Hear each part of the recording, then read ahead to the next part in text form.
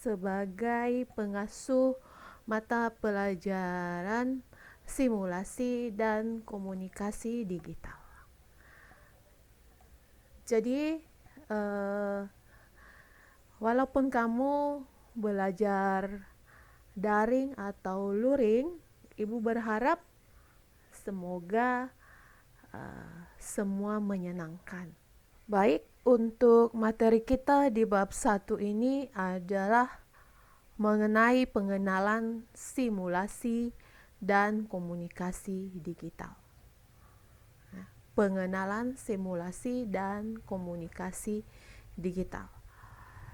Sebelum kita membahas jauh lebih dalam tentang simulasi dan komunikasi digital ini, wajib dulu kamu tahu, kamu pahami apa itu arti atau maksud dari simulasi dan komunikasi digital ini. Baik, langsung saja kita masuk pada bagian yang pertama adalah pengertian simulasi. Jadi simulasi ini merupakan suatu proses menirukan dari sesuatu yang nyata beserta keadaan sekelilingnya. Jadi itu dia pengertian simulasi, yaitu peniruan dari keadaan nyata beserta keadaan sekelilingnya.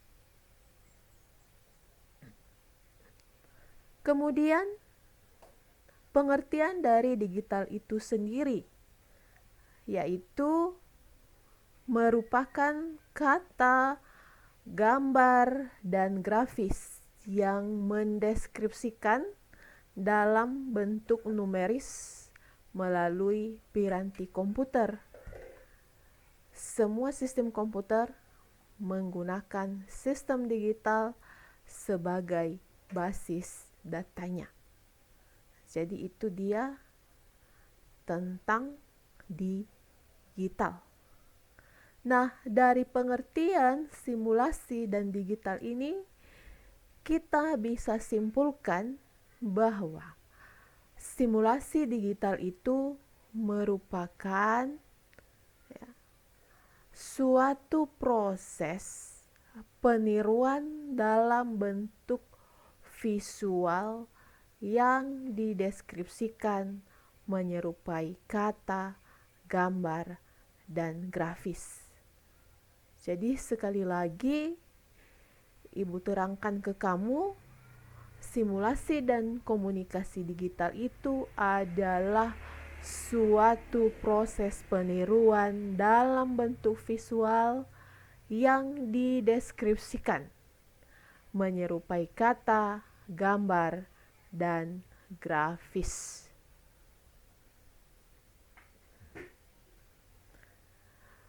Kemudian bagian berikutnya adalah konsep mata pelajaran simulasi dan komunikasi digital.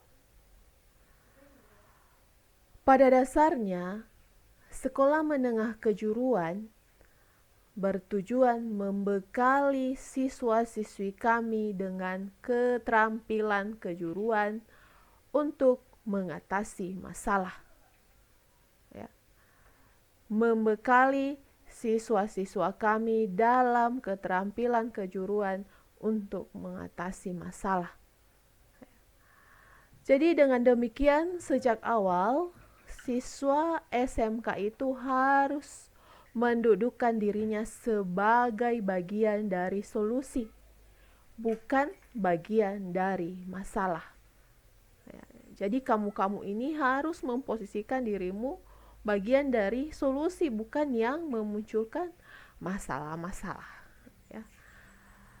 Dalam hampir seluruh bagian hidupnya, manusia atau siswa-siswi itu tidak pernah mampu melepaskan diri dari kegiatan berinteraksi dengan manusia yang lainnya.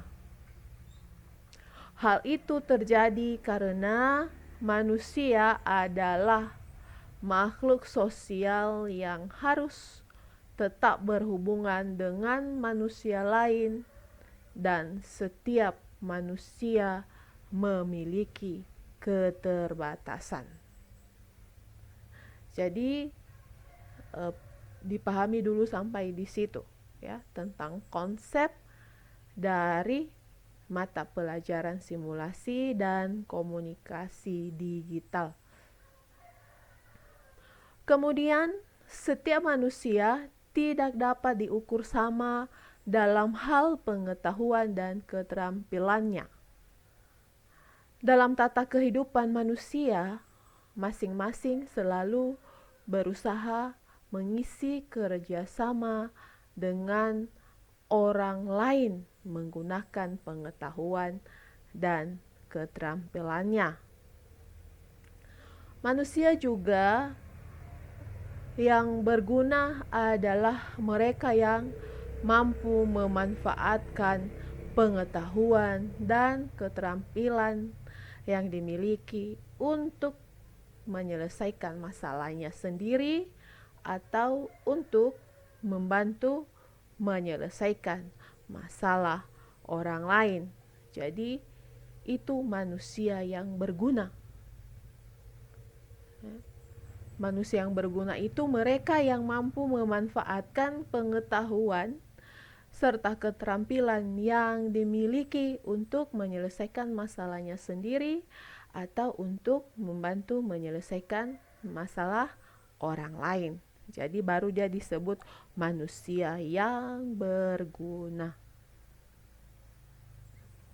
Jadi itu konsep ya dari simulasi dan komunikasi digital. Berikutnya, bagaimana mengatasi masalah? Nah, tidak satupun manusia atau siswa-siswi kami atau kita yang tidak memiliki masalah dalam hidupnya. Bahkan, masalah ada di setiap saat. Masalah tidak boleh dihindari. Masalah juga harus dicarikan solusinya. Menunda pencarian solusi atas suatu masalah akan menghadirkan masalah lain yang kadang-kadang menjadi makin besar dan pelik. Ketika kita menghadapi kondisi tersebut, kita harus menghadapinya dan mencari solusi sebagai jalan keluar yang dapat mengatasi masalah. Mengatasi masalah dapat dilakukan jika kita mampu mengenali masalah. Mengenali masalah masih merupakan masalah sendiri bagi banyak orang. Banyak orang yang belum terasa kemampuannya mengenai suatu masalah. Banyak manusia selalu berpikir bagaimana memecahkan masalah. Ketika berpikir dalam kedudukannya sebagai makhluk rasional, manusia itu mampu menggunakan pengetahuan yang ada untuk menemukan ide. Ide muncul sesaat ketika proses berpikir dilakukan. Pada ide yang hanya muncul sesaat ini harus dilakukan juga penalaran. Jadi, manusia harus menalar ide. Banyak atau sedikitnya pengetahuan atau pengalaman yang dimiliki sangat memengaruhi banyak sedikitnya ide yang muncul saat berpikir. Pengetahuan dan pengalaman yang dimiliki juga memengaruhi proses penalaran terhadap ide seseorang. Jadi, solusi yang baik adalah ide kreatif, yang mana ide kreatif ini terdiri dari yang pertama adalah mengatasi masalah secara permanen. Kemudian yang kedua, dapat dilakukan sesuai dengan kemampuan kita. Berikutnya lagi, bisa bermanfaat bagi banyak orang. Kemudian tidak bertentangan dengan hukum, kesantunan, norma yang berlaku. Dan terakhir adalah mampu menginspirasi orang lain. Jadi itu beberapa solusi yang baik sebagai bagian dari ide yang kreatif. Kemudian bagaimana kita mengomunikasikan daripada sebuah gagasan? Gagasan yang ditemukan oleh seseorang dapat dikomunikasikan kepada orang lain dengan berbagai tujuan. Kemampuan mengkomunikasikan gagasan kepada orang lain itu harus dilatih. Gagasan apapun dapat dikomunikasikan dalam mata pelajaran simulasi dan komunikasi digital. Kenapa mata pelajaran yang diajarkan pada kelas 10 ini harus diberlakukan sebagai ajang belajar mengidentifikasi masalah dan menalar gagasan yang akan dijadikan solusi serta mengkomunikasikannya. Jadi, gagasan apapun yang kamu miliki, itu dapat dikomunikasikan nanti melalui mata pelajaran simulasi dan komunikasi digital yang kita pelajari ini. Berikutnya bagian pembahasan kita adalah kemampuan berkomunikasi dan perangkat. Pada dasarnya, kemampuan berkomunikasi merupakan kemampuan setiap orang. Kemampuan mengkomunikasikan menjadi bagian dari kompetensi teknis bekerja. Hakikat berkomunikasi adalah menyampaikan gagasan atau konsep kepada pihak lain. Jadi itu hakikat berkomunikasi, mampu menyampaikan gagasan atau dalam bentuk konsep kepada pihak-pihak lain. Komunikasi yang baik adalah jika informasi yang disampaikan diterima sama isi dan maknanya oleh pihak lain juga. Kemampuan mengkomunikasikan menjadi makin mudah dan memiliki jangkauan luas seiring dengan perkembangan teknologi informasi. Perangkat digital yang merambah pada hampir seluruh bidang kehidupan mendukung proses berkomunikasi menjadi tanpa hambatan. Pada sisi lain juga, kemudahan melakukan komunikasi tersebut harus dilakukan dengan tetap menjaga etika komunikasi digital. Etika komunikasi digital ini dibagi atas 8 poin. Apa sajakah etikanya? Etika itu sama dengan aturan. Yang pertama adalah tentang etika komunikasi digital adalah selalu ingat tulisan adalah perwakilan dari kita. Tulisan perwakilan dari kita. Kenapa hal demikian? Perhatikan, tulisan merupakan bentuk dari perwakilan kita saat melakukan proses komunikasi digital. Sebenarnya tidak hanya tulisan, melainkan semua konten digital yang kita kirimkan bisa mewakili diri kita. Jangan dianggap bahwa konten tersebut tidak akan dilihat atau diperhatikan oleh orang lain sehingga membuat kita dengan bebas menginformasikan konten-konten digital tertentu. Jadi itu bagian yang pertama. Kemudian yang kedua, yang diajak berkomunikasi adalah manusia. Apa maksudnya?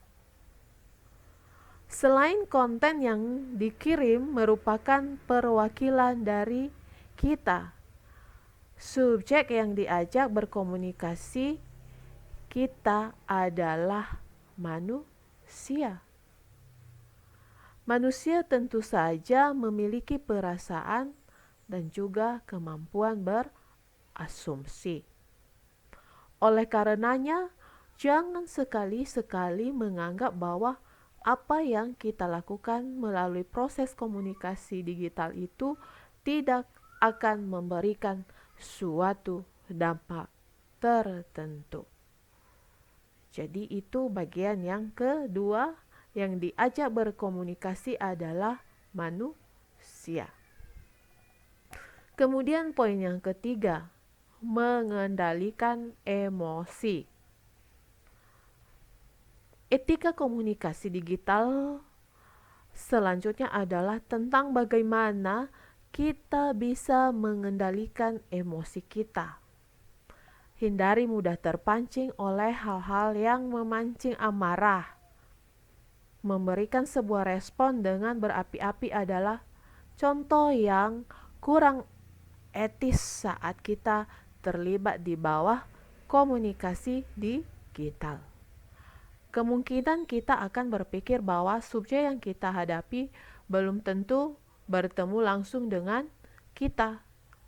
Namun demikian, ada banyak hal yang sangat mungkin terjadi sekarang ini, sehingga ada baiknya kita juga perlu memperhatikan komunikasi asertif di sini. Kemudian yang keempat, menggunakan kesantunan. Cara teraman ketika kita akan menerapkan etika di dalam komunikasi digital adalah dengan menggunakan kesantunan.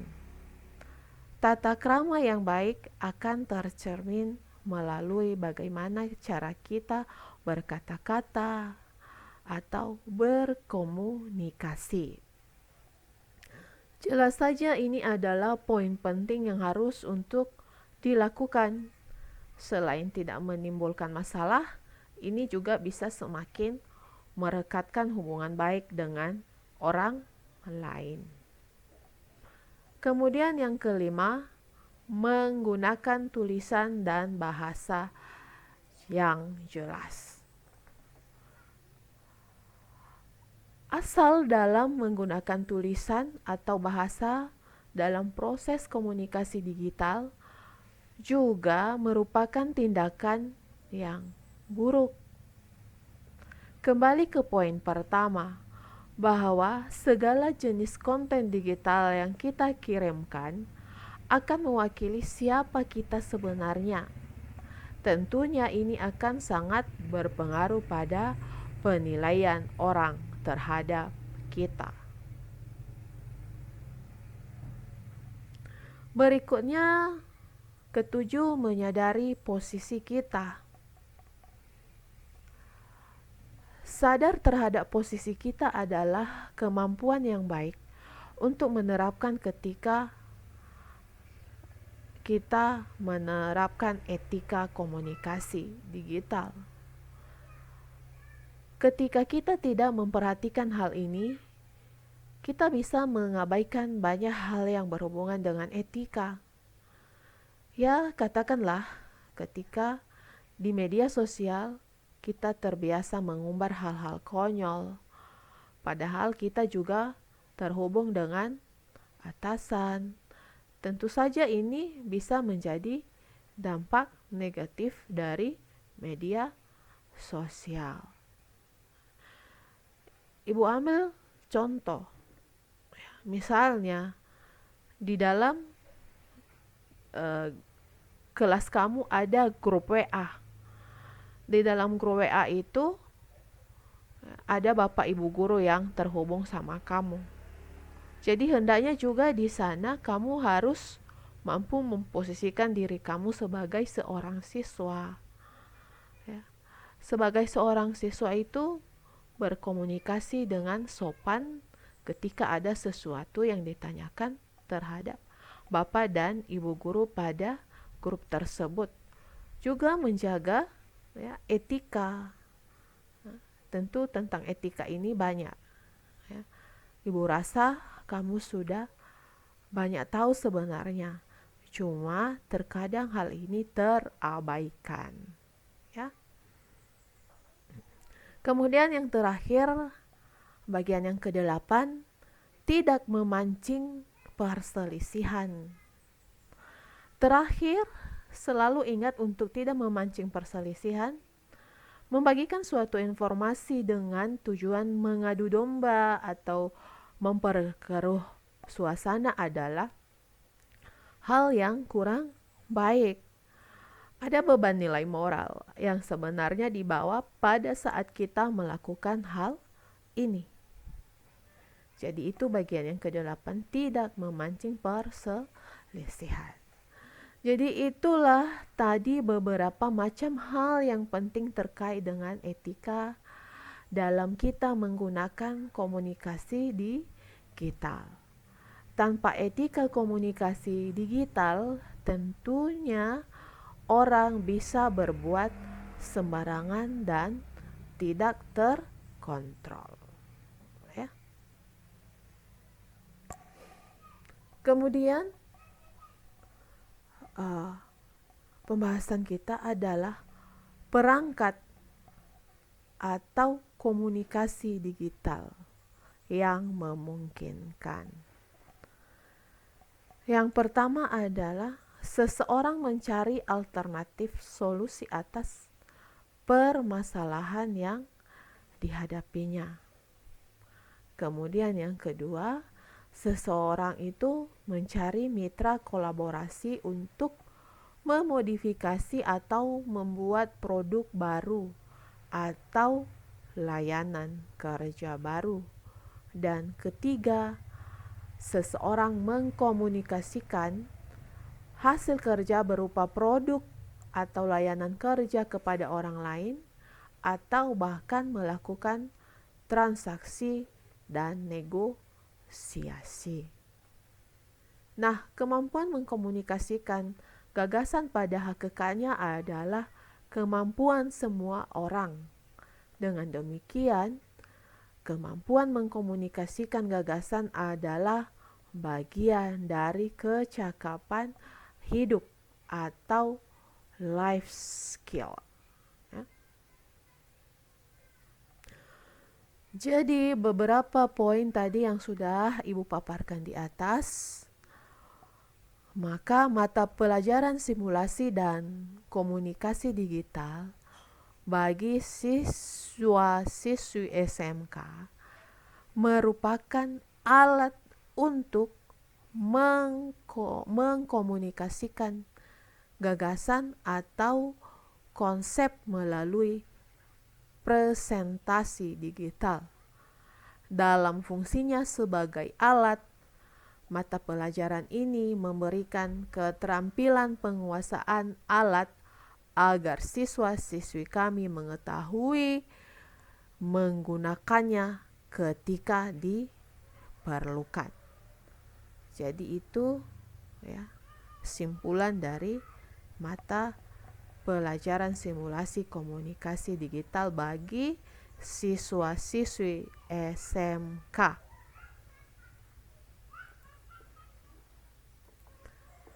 Jadi sekian materi kita pada pertemuan ini.